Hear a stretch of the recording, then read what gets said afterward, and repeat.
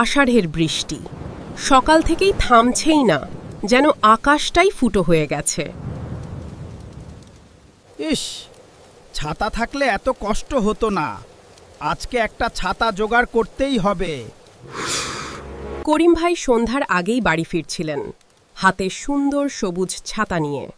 ওরে বাবা, এ কি সবুজ ছাতা! ওই ছাতাটা আমার চাইই চাই।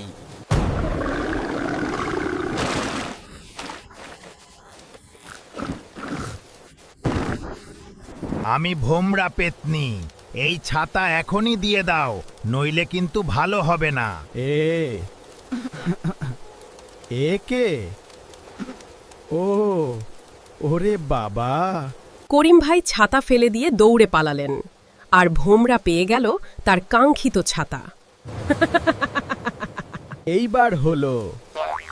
আহা, বৃষ্টিতেও কেমন আরামের মতো লাগছে। করিম ভাই দৌড়ে বাড়ি পৌঁছালেন, দরজা বন্ধ করে হাঁফাতে লাগলেন।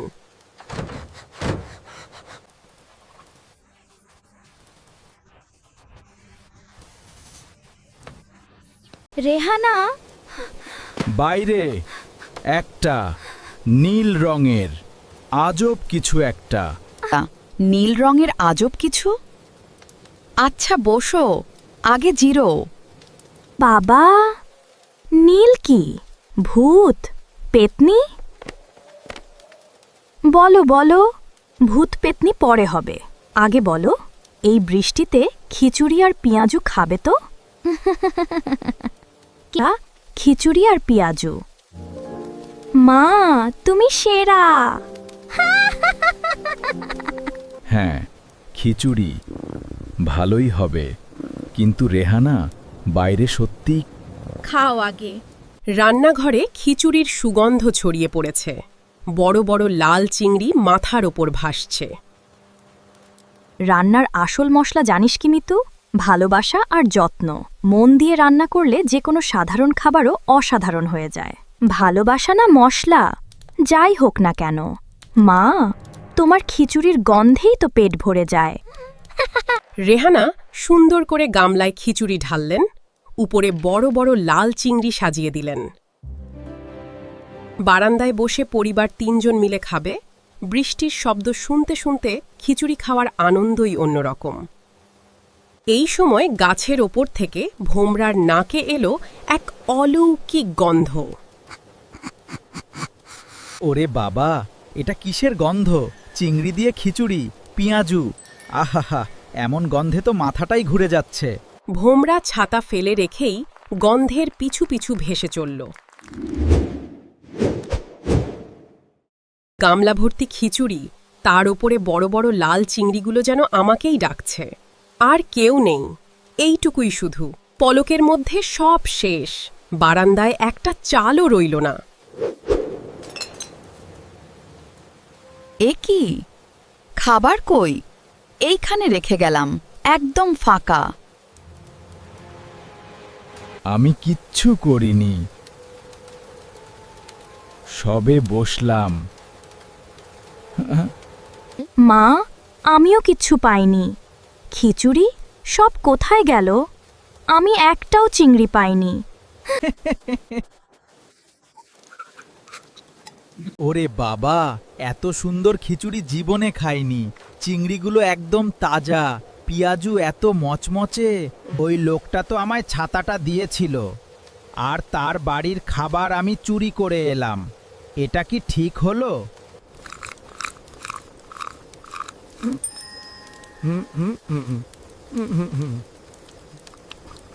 ইস, খেতেও পারছি না, ছাড়তেও পারছি না। এই খচখচানিটা কিসের? না না না, এই কাজ ভালো হয়নি, ফেরত দিতে হবে, কিন্তু ক্ষমা চাইতে হবে। কি করব, ভেতরে যাব নাকি ফিরে যাব? ধুর, যেতেই হবে।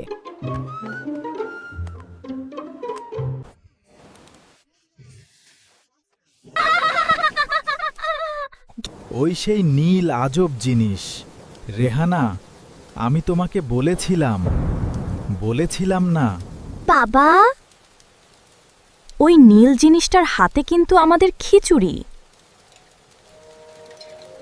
এইগুলো তোমাদের। আমি চুরি করে নিয়ে গিয়েছিলাম, সেটা ঠিক হয়নি। আমি সরি। তুমি চুরি করলে কিন্তু ফিরিয়ে দিতে এলে?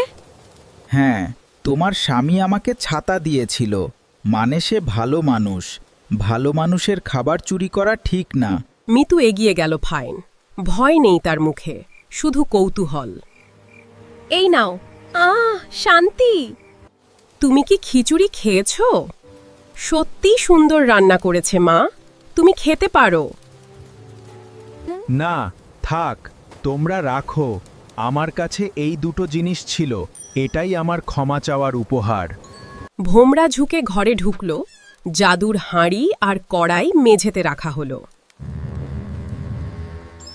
এ কি? হাঁড়িতে খিচুড়ি ভরে গেল, কড়াইতে পেঁয়াজু। এটা কিভাবে? যখনই হাঁড়িতে হাত দেবে ভরে যাবে, যখনই কড়াইয়ে হাত দেবে ভরে যাবে। যত খুশি। মা, এর মানে যত খুশি তত খিচুড়ি, আর যত খুশি তত পেঁয়াজু, সারা জীবন। এই চিংড়ি খিচুড়িও হবে নাকি? শুধু সাদা খিচুড়ি, বড় বড় লাল চিংড়ি দিয়ে খিচুড়ি হবে।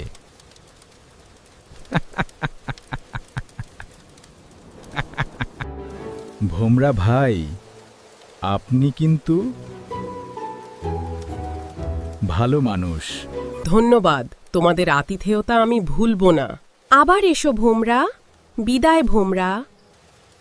আবার এসো, মা আরও খিচুড়ি রাঁধবে। পরের বার আমি নিজেই কিছু নিয়ে আসব। চুরি করে না। আমার ছাতাটা নাও, কিন্তু কাল যদি আবার বৃষ্টি হয়। ভোমরা রাতের আকাশে মিলিয়ে গেল, কিন্তু রেখে গেল দুটি জাদুর উপহার। পরদিন সকাল। বৃষ্টির পরের পরিষ্কার আলোয় গ্রামটাকে একদম নতুন লাগছিল। পরিবারের 3 জন মিলে বেরিয়ে পড়ল বায়েফ, জাদুর হাঁড়ি নিয়ে। গ্রামের মানুষ দেখে অবাক হয়ে গেল, জাদুর হাঁড়ি সত্যিই ভরে যাচ্ছে। বৃষ্টির পরের সকালে গ্রামে এক অদ্ভুত ভোজের উৎসব হল। মা বলেছে 10টার বেশি না।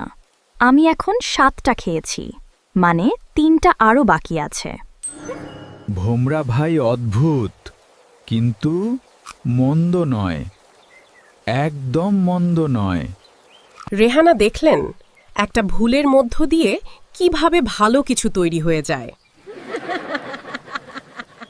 সোনারপুরে সেদিনের পর থেকে আর কখনো খাবারের অভাব হয়নি।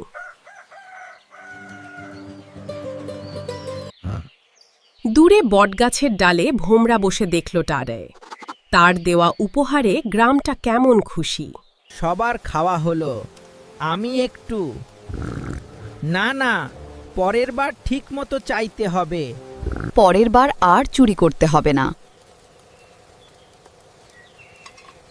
ভুল করলে কিন্তু সরি বলতে হয়, আর সরি বলার সাহস থাকলে সব ঠিক হয়ে যায়, তাই না বাবা? একদম ঠিক। ঠিক আছে, ঠিক আছে। সবাই ভালো থেকো, সুস্থ থেকো। আর এমন সব মজার মজার কার্টুন দেখতে আমাদের চ্যানেলটি সাবস্ক্রাইব করতে ভুলো না যেন।